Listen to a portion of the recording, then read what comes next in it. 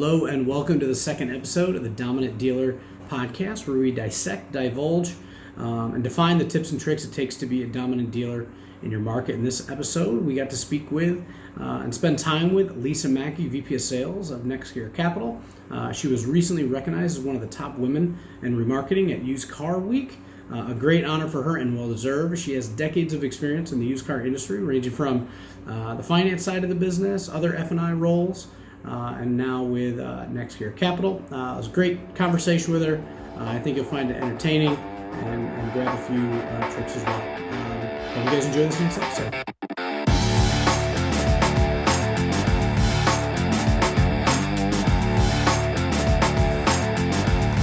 Welcome, Lisa Mackey, VP of Sales, Next Gear Capital. Hey, thank you, Andrew. It's nice to be here.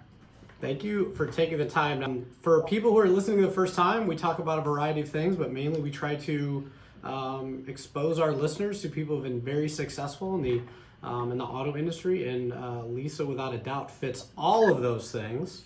But Lisa, for those who don't know you, I would love to give the anywhere from 3 to 6 minute story on how you got into the car biz, how you landed where you're at today, and if you want to share a funny story in there too, we'd be happy to hear it. Yeah. So, funny story starts out with how I ended in the car business. I think a lot of us share this. It wasn't a planned career, right?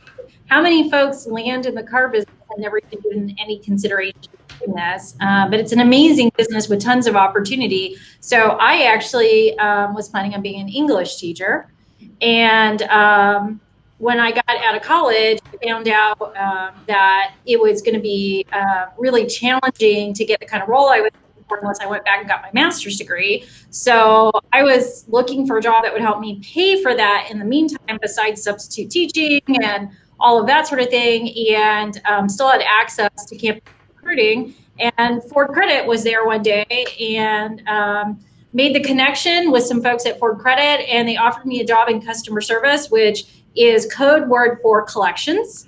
And so I thought that I was going to be helping people change addresses and do things like that, and was planning on taking a Ford very generous college and MBA program that they have. And instead I found myself in collections.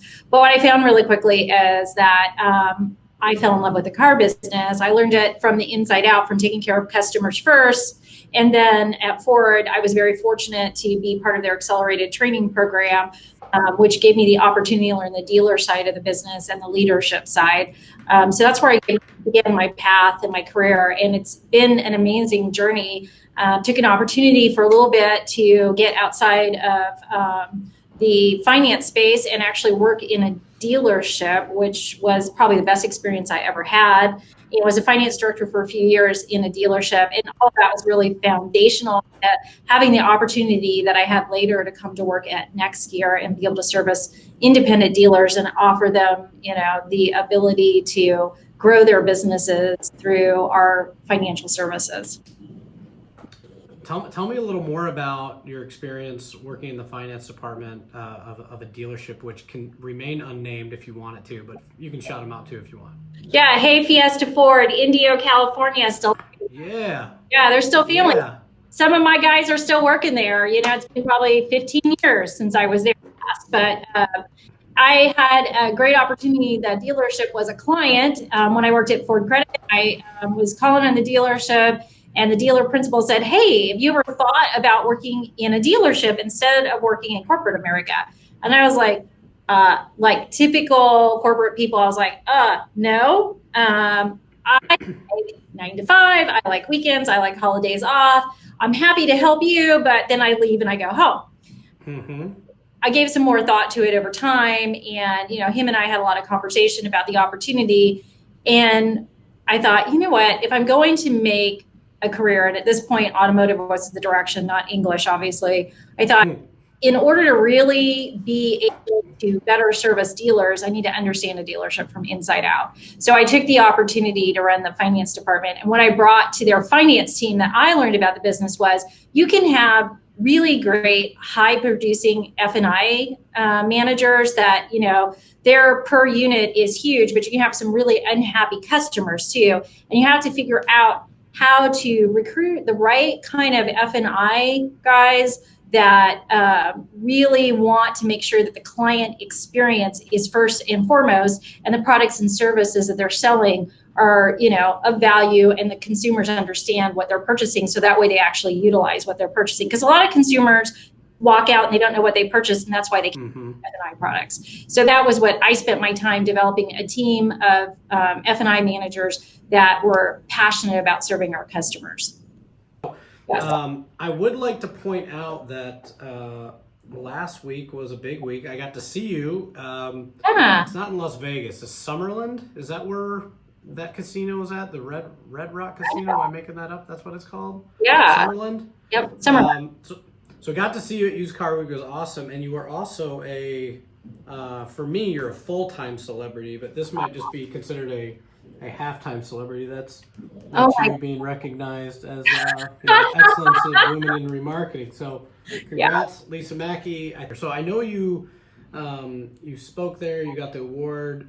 I'd love to get your just feedback on Used Car Week as a whole, maybe some of the things you learned, some of the people you liked listening to that were speaking there, or anything just that stood out to you for the week. Yeah, I just think it's like such a great networking opportunity, for all of us in the industry, to meet, very important clients, to connect with our auction partners. What I really enjoyed the most was I attended the 40 Under 40 Awards, and I get so excited to see the young people that are coming up in this business and all the things that they have going on. Because like I said earlier, I just think the automotive business, it's not a career that a lot of people like. I know my 14-year-old, for example, even though he grew up around the business, he's not sitting around going, when I grow up, I'm going to sell cars. When I grow up, I'm going to be a finance executive. That's not what he's saying, right? I speak plan about the career, but when you come and get to know the business, you understand that there's so much opportunity in so many avenues. So I really enjoyed seeing the 40 Under 40. Very excited about the young folks coming up. That makes me sound old. Young folks coming up. And then...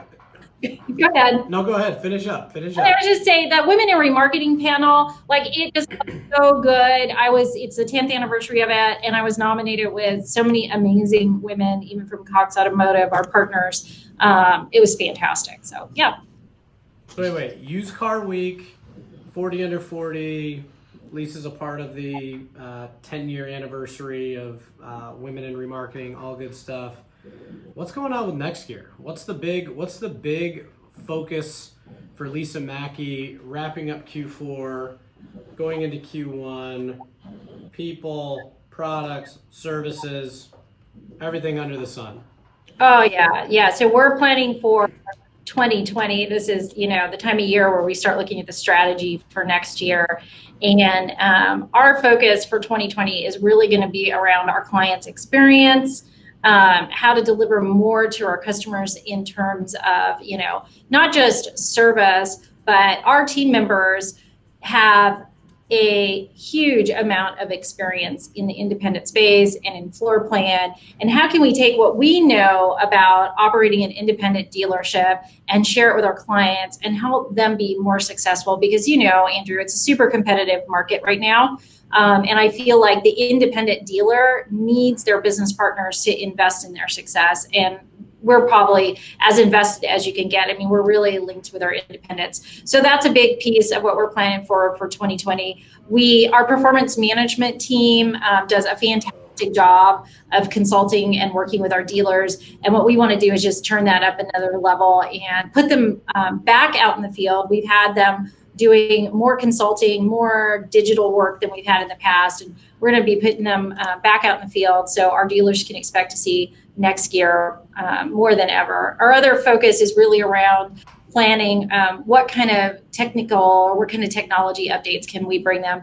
In 2019, we delivered Rapid Pay, which gives our dealers the ability to self-serve and floor plan a unit that they have a title for and get paid the same day. As you know, liquidity is really important to independent dealers. A lot of times you're running on a shoestring, And the ability to get that car on the floor plan right away and get cash in your bank same day is huge. So we're talking about how can we make that even faster? Where are the enhancements there? And I'd say the third and final piece is we're talking about, how we execute on auditing our dealers. The audit process is to help us help our dealers stay healthy. A lot of times we uncover missing that a large dealer may not even be aware of. But what we really want to do is put those audits in the hands of the dealers, and how can we make it, a better experience for them, and how can we help them self-serve with the audit piece. So a lot of good things there come in. We have a new leader.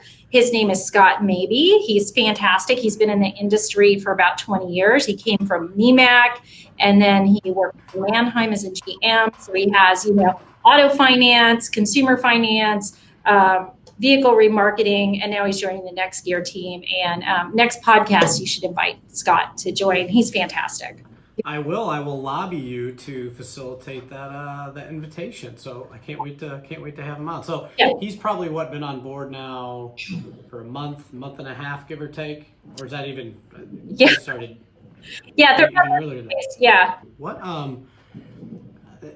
I think one of the, for me again, I haven't been in the auto space that long, but one of the biggest differences for me, especially when I started to understand all the players, all the different businesses, all the different companies, etc.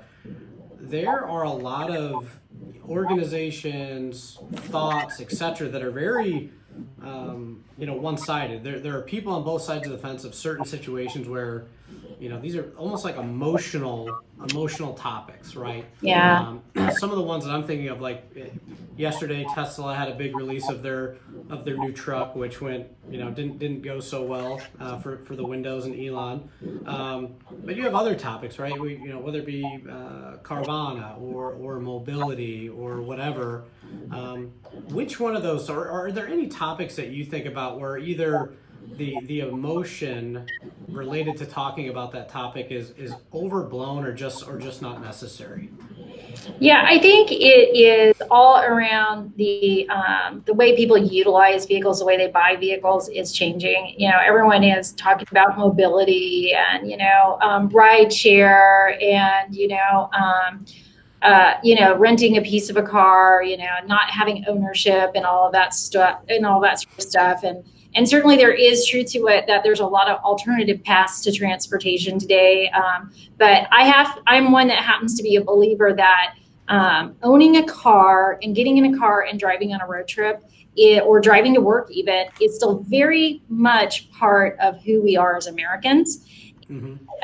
No one is going to convince me otherwise. I think you may live in a big city and you may, participate in rideshare, on a daily basis. But I still think even the next generation, the generation after that, are still in love with automobiles and want to jump in the car and drive. And so this whole idea that people aren't going to own cars, I think it's a little bit overblown. That's my opinion. Yeah, and I think it's for most people who, they have a car, maybe they have a couple, but for me, my car is almost like my little sanctuary. It's like my place, where I'm on the phone sometimes, not as often as some days, but I like it almost like this is my little box for the next 15 minutes wherever I'm going, everybody be quiet. Going back to your prior life, well, maybe not your prior life, but all those experiences, getting to where you're at today, I think you have a really good grasp on the industry from a variety of perspectives. If you could rebuild the industry from the ground up, so there's no preconceived notions of how cars are made, how they're distributed, how they're paid for, or even, I guess, how they operate. How would you rebuild the auto industry if you were the divine deity they got to do that? That's a really hard question, and I think that won't make a lot of friends out there for me, Andrew. Hey, we're not here to make. Okay, we're here to make some friends. Whatever the answer is, if it's way over here, just pull it back a little bit, and then you'll give me the real answer the next time we talk. Yeah, I really think that we've made the business more complex than what it needs to be, and I just think that it is not about rebuilding it necessarily as keep it simple. I think our consumers want transparency. I think they want to go in and make their transaction quick and easy. And so for me, I can't imagine a world without automotive dealers. I don't want to see things, just flowing straight from an OEM straight out to a consumer, because there's a ton of value in the relationships that are created with the local dealer. I just think we just need to keep it really simple and transparent for people. I love dealers today that will let consumers go in and on an iPad essentially shop for what they want to add to their vehicle, whether it's an aftermarket product or a service contract or whatever. And I think there's a ton of value in letting consumers own the choice, because our consumers are really savvy. So for me, I wouldn't overhaul the whole business. I just say, let's just be really simple and make it as easy as possible for people to enjoy the experience of purchasing their car. All right, so back into the dealerships. Say, how many dealerships do you think you've actually been in over the last decade? Like, if you had them add them all up, how many would you be at? Oh, probably over 1,000. Yes. 1,000. Okay, 1,000 dealerships. What are some of the best things you've seen in a dealership? Meaning, like, creative things that either that individual dealership did, whether it was with customers, how they interacted with their staff, all over the board. Oh, some of the yeah. coolest things you've seen.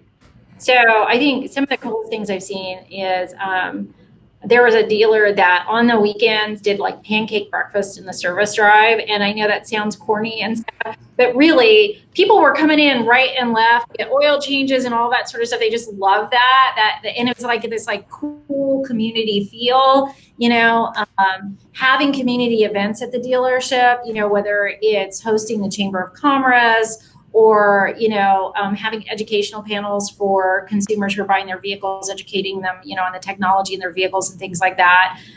Those were really like fun kind of community event type stuff. I think I'm seeing a lot more dealers who are doing what I was talking about with the iPad and letting consumers really self-serve and come pick up their vehicles. So, that was fun. I think the days of having, the blow up guy that's waving in the air and that kind of circus environment, I think that's gone. I think dealerships today, are striving more to meet the consumer's needs. It's funny because out in Southern California, there's a bunch of dealers that you can get like a manicure and pedicure, or, get your stuff ironed and pressed. They have all kinds of service and restaurants and all of that. So they're making it more of an experience going to the dealership. So I love that kind of stuff. That's where my wife would probably go to buy a car for sure. Get her hair done, get her nails done. Yes.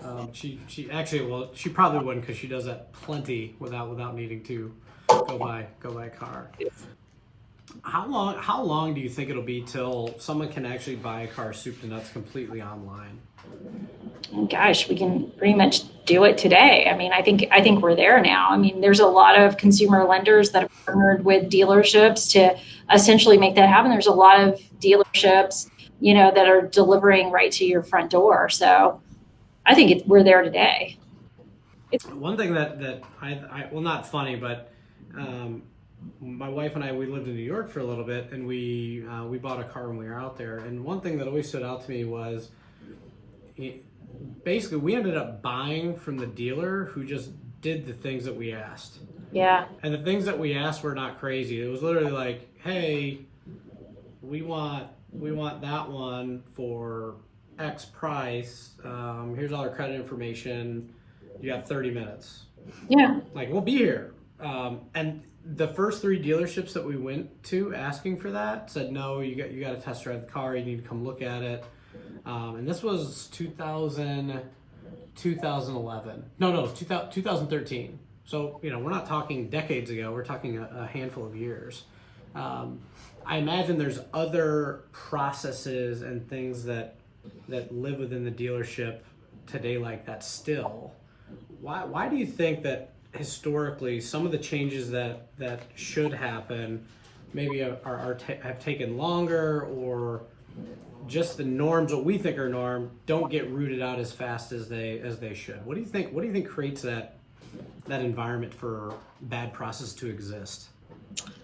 I think it is a leadership issue. I think that if a dealer principal is passionate about customer service and the customer experience, and they understand what the modern customer. For the most part today, that's what customers want. They just want you to do what they ask you to do, but they don't have a leadership team in place that believes in that process, or they may have a pay plan that doesn't necessarily align with that philosophy and maybe driving some bad behavior. That's where that comes from. It's a very, and I hate to say it, but it's an old school mentality that a consumer has to test drive a car to take mental ownership. Well, if I come in and I say I want to buy it, even if I didn't test drive it, don't stop me. I mean, why would you? But there's just like these weird processes that get put in place because it's the way we've always done it. And as a dealer principal, as someone operating a dealership at a leadership level, you just have to make a decision that this is how we're doing it. And I don't care, that you sell 50 cars a month. If you want to do it my way, then it's okay for you to go somewhere else. And we just don't do that. Yeah, you bet. I've seen, I forget who it is that I'm following, where they're doing all of their they have service 24 hours a day, and they will come and pick up your car and drop it off whenever you want. And I think about like, man, my wife's car, I always got to go service it on the weekend. Like, this is a joke, and I gotta balance my 4-year-old Tyrannosaurus Rex who runs around the dealership and wrecks everything. Right? I would love that. So I'm sure that would exist at Lisa Mackey Motors for sure. Probably. If my consumers want that, that's what they're going to get. Awesome. What we're going to wrap up here in a minute, but I'd love to get maybe some of the best advice that you got when you first got into the business. Just some of your early mentors that maybe you had that said, "Hey, Lisa, if you focus on this and do XYZ, like everything's going to work out." Any big piece of advice back in the day that, or even now, something recently that's really sticking out for you? Yeah, I think it is always do the right thing.